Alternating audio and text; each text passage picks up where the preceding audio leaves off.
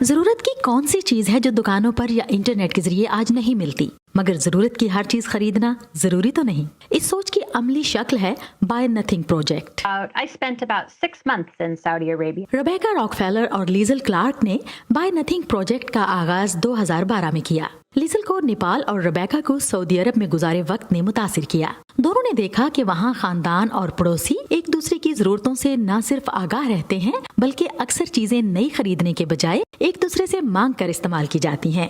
انہیں احساس ہوا کہ وسائل کو ضائع ہونے سے بچانے کا یہ ایک اچھا طریقہ ہے جو امریکہ میں بھی کام آ سکتا ہے۔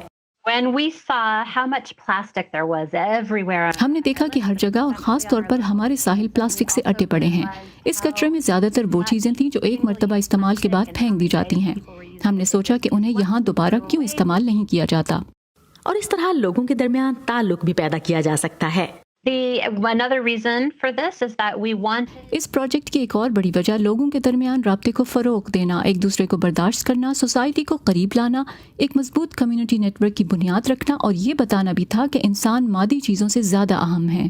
بائی نتھنگ پروجیکٹ میں سوشل میڈیا کے ذریعے کسی ایک علاقے کے باسی ایک گروپ کا حصہ بن جاتے ہیں۔ کوئی اپنی استعمال شدہ اضافی یا ایسی نئی اشیاء جن کے استعمال کی انہیں خواہش نہ ہو دینے کے لیے، اور کوئی اپنی ضرورت کی چیز مانگنے کے لیے پیغام گروپ میں پوسٹ کر دیتا ہے۔ بائی نتھنگ پروجیکٹ کی نیو جرسی سے تعلق رکھنے والی گروپ ممبر روزا کورٹیز کہتی ہیں کہ بچوں اور بڑوں کے کپڑوں سے لے کر فرنیچر اور پرندوں کے پنجروں جیسی چھوٹی بڑی اشیاء مانگی اور دے دی جاتی ہیں۔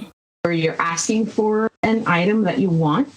جس ممبر کو چیز چاہیے ہوتی ہے وہ پھر پرائیویٹ میسج میں نام اور ایڈریس پوچھ کر ملاقات کر لیتا ہے۔ اس سے آپ اپنی ضرورت پوری کرنے کے ساتھ ساتھ کمیونٹی سے رابطے میں بھی رہتے ہیں۔ اگرچہ کووڈ نے ذاتی طور پر ملنے کا سلسلہ 1 سال سے روک رکھا تھا، لیکن اب وہ بھی بحال ہو رہا ہے۔ اور جن کے پاس انٹرنیٹ کی سہولت نہیں یا جو سوشل میڈیا پر نہیں، ان کے لیے رابطے کے وہی سادہ طریقے ہیں جو ایپس آنے سے پہلے لوگ استعمال کیا کرتے تھے۔ گروپ ہیڈز اور کمیونٹی سینٹرز کے ذریعے یا مختلف جگہ بینرز لگا کر ایک دوسرے کی ضرورتوں کے بارے میں معلوم کر لیا جاتا ہے، یا پھر آس پاس کے لوگوں سے کہہ کر۔ بائی نتھنگ پروجیکٹ میں صرف چیزوں کا لین دین ہی نہیں ہوتا بلکہ لوگ اپنے وقت اور ہنر سے بھی دوسروں کی مدد کر سکتے ہیں۔ since you could offer to go for a walk. جیسے فارغ وقت میں اپنے محلے کے عمر رسیدہ افراد کو واک پر لے جانا، انہیں کہیں سے پک اور ڈراپ کرنا۔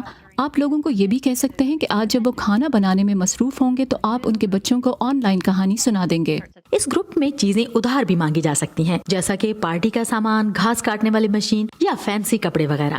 تاہم اس گروپ کی ایک ممبر بیتھ کرک کی نظر میں صرف اپنے علاقے کے گروپ کا حصہ بننے کی پابندی سے کچھ نقصان بھی ہوتا ہے۔ These groups managed by your neighbor. چونکہ آپ کے محلے کے لوگ ہی گروپ کو مینج کر رہے ہوتے ہیں تو وقت کے ساتھ گروپ ممبران کی ذاتی پسند ناپسند غیر جانبداری برقرار رکھنے میں مشکل پیدا کرتی ہے، کیونکہ کچھ تحائف پوسٹ کرنے کے بعد لوگ اپنی مرضی کے ممبر چن کر انہیں وہ تقسیم کرتے ہیں۔ مجھے محسوس ہوتا ہے کہ بعض اوقات جانبداری سے کام لیا جاتا ہے۔ اسی لیے ربیکا اور لیزل بائی نتھنگ پروجیکٹ کے لیے مقامی گروپ میں شمولیت کی پابندی ہٹانے پر غور کر رہی ہیں۔